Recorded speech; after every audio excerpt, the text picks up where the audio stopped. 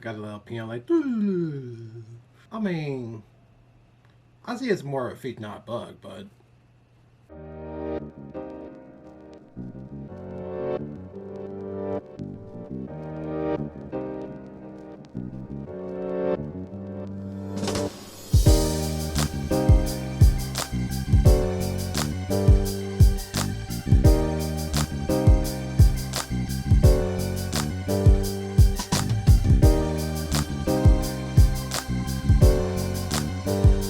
what's good, everybody? It's the one and only hobbyist, Adriel here, and welcome back to the channel.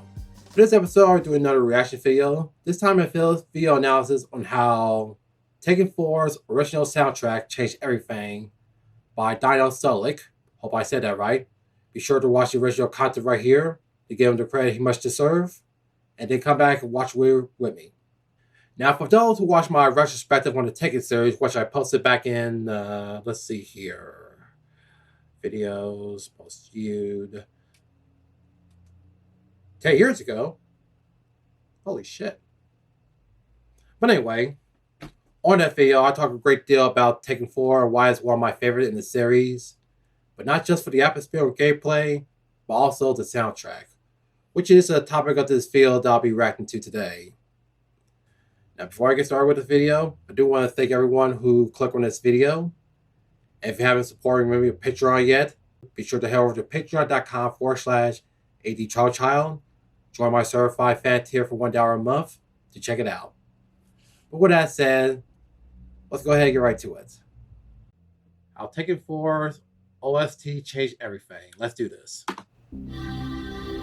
Tekken 4 is known for its mature tone. And immature tones. Take on storytelling. Dark and sometimes straight up sinister visuals, and of course the highly dramatic OST.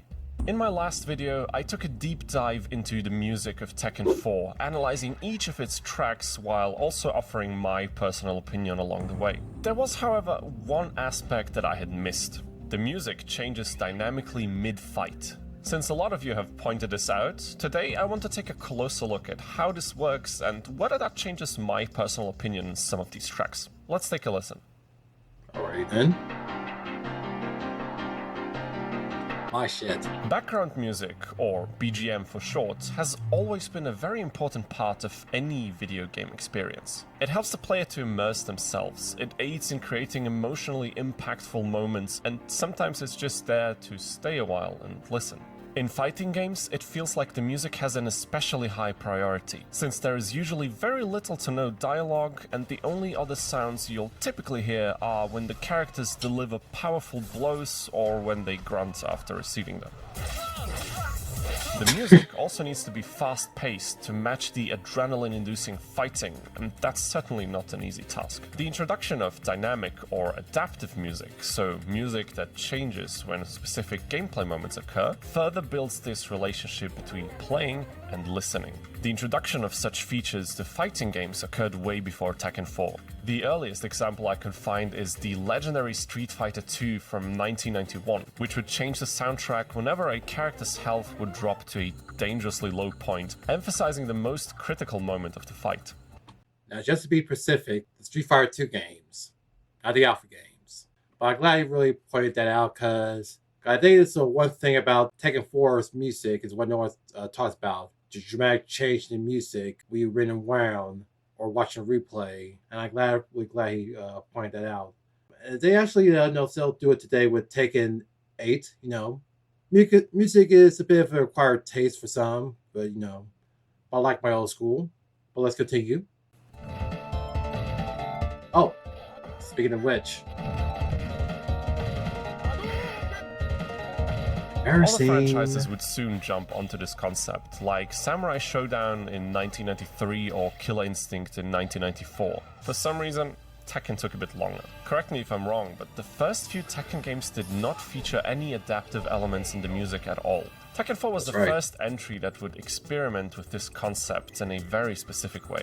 A lot of this game's tunes feature multiple sections that are only distinguished by varying degrees of intensity. Oftentimes, the same section is repeated, but with more instruments or layers, making the sound denser and more impactful. can go.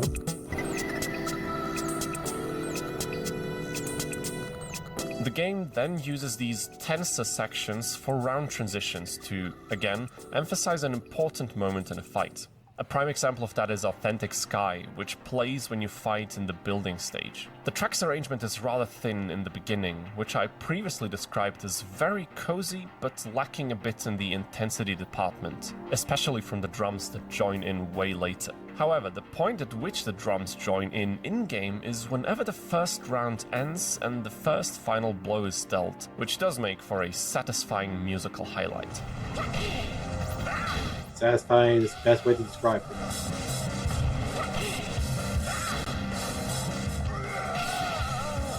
From that point on, the drums remain and add another layer to the already familiar sound, emphasizing the rising tension of the fight. Certainly a nice use of these musical segments, and it also dismantles pretty much the only criticism We record this sentence for the 6th time, and a coffee maker joins in during the best take yet. The struggles of content creating. It's good to know that I'm not alone. Certainly a nice use of these musical segments, and it basically dismantles the only criticism I had for this track, at least partially. On the beach stage, you listen to the track Kitsch, which is one of the more recognizable tunes from this game, mostly known for this intro melody. The same melody is used repeatedly during the round transition section, and it seems to me that this composition must have been written with this intention in mind. It fits too well to be a coincidence, although I could be wrong, of course. Unfortunately, Kitsch is also a track that, in my opinion, suffers from this adaptive feature, depending on how many rounds you manage to play on it. One of the coolest parts of this track is this very prominent synth melody with a strong vibrato.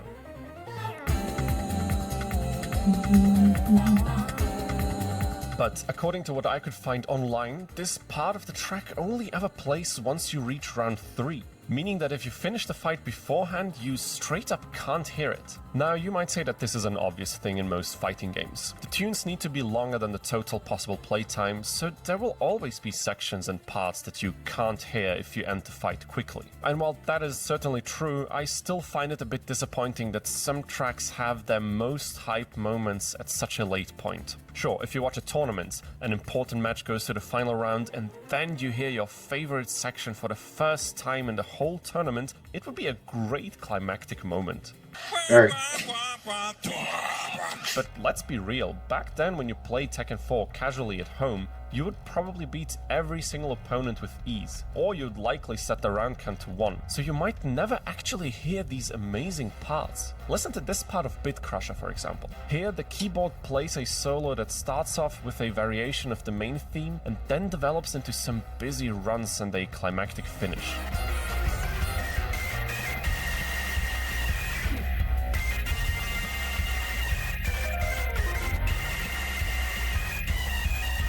Got it up, like, ooh.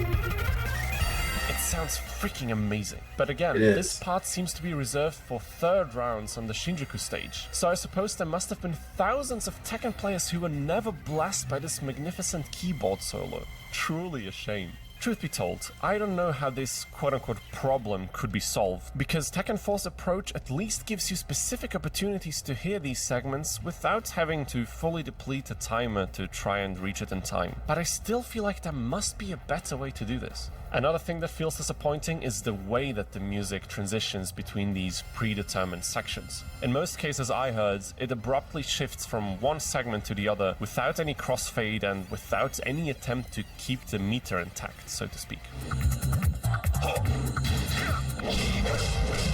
I mean, I see it's more a feat, not a bug, but it just swiftly cuts to the specific part, and if you're lucky, it might line up well. But in most cases I heard, it sounds like the music stumbles ungracefully and tries to get up immediately before anyone can notice. But I do notice, and I bet you do too. This is likely the result of limited possibilities back in the early 2000s, or due to time constraints and a tight development schedule, but it's still something I wish was smoother. Overall, I think this feature does a good job of highlighting the immense variety of Tekken 4's OST, and many tracks benefit from these transitional or round-ending sections. Bit Crusher is actually one of them. This part where the track slowly breaks down from the loud brass section all the way to only the kick drum works really well in this context.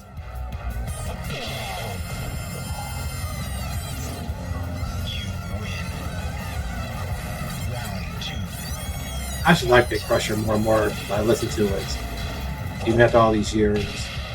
As I was saying, both the PS2 and arcade version. And I'm surprised you haven't mentioned the two versions of the Tekken 4 soundtrack. One for the arcade, which is for the Namco 246, I think. And the other was arranged for the PS2 on its release for that system. So let's go ahead and check out the closing words, and I'll give my thoughts on it. I don't feel like my opinion on any of these tracks has changed at all. Authentic Sky, Kitsch, and Bit Crusher are all among the stronger tunes in this game, and I really enjoy each one of them, whether that be in-game or as a standalone song. The tunes I don't really enjoy, like Mob or Jim, also can't possibly convince me with timed transitions, since the reason I dislike them is not due to their structure, but their overall sound design. I'm really interested in how this will further develop in future Tekken iterations, since I know that some of the late entries play around even more with this idea of adaptive background music. I'll make sure to comment on it in my upcoming Tekken 5 OST analysis. Alright then. Folks, if you enjoyed this video, please make sure to leave a like on it. It helps me out much more than you can possibly imagine. If you want to see more OST analyses and Tekken music talk, make sure to also subscribe to the channel and ring the bell so you don't miss my next upload. Until then, thank you so much for watching. I'll see you in the next one. Take care. Nice breakdown. Very nice breakdown. An interesting analysis on the soundtrack of one of my favorite games in the Tekken series. And shout out to U.N.C.L.E for giving me the okay to react to this video. Again, check out his channel, links in the description. Give him the credit he must deserve. Now I kind of wish I react to his earlier video. But if y'all want to, no. And to give me more insight of why there's a more appreciation for Tekken 4 than ever before. Even in this age of new fighting games that we got right now. But I do want to applaud him to his transparency on some of his least favorite tracks, which is Mob and Jim, which is pretty much my second and third favorite behind Authentic Sky. And Authentic Sky has always been one of my favorite tracks. It's actually my favorite in this whole game. I'm really glad that he focused on the round transitions of, how much it changed his mind. And pretty much give more, life to not just the stage in that game, but also the overall atmosphere, if that makes any sense. Again, shout out to Don once again. And what y'all think of his analysis on how Tekken 4 soundtrack changed everything?